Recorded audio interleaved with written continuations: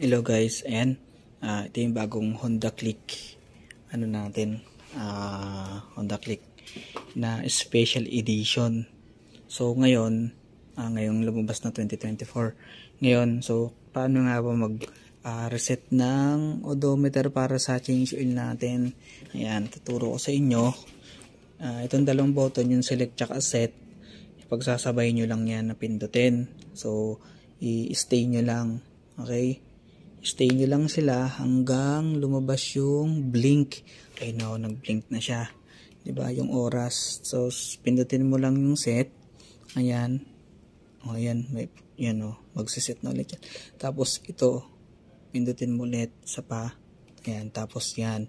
May lalabas dyan na change oil. Ayan, 'di ba? Tapos, ngayon, ang mangyayari niyan guys,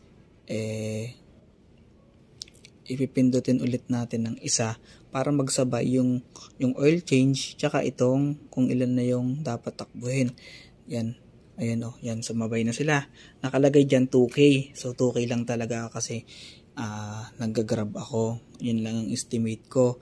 Ngayon, kung gusto mong baguhin yan o kung gusto mong ipindutin mo yung itong kabila. Yung select. Yan guys. Pipindutin mo yung select. Ayan.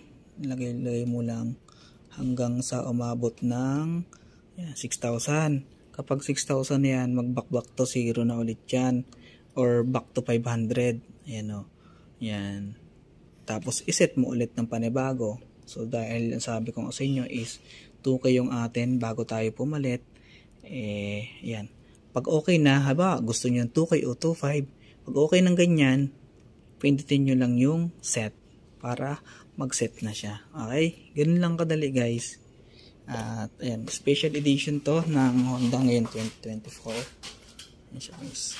So, panalo.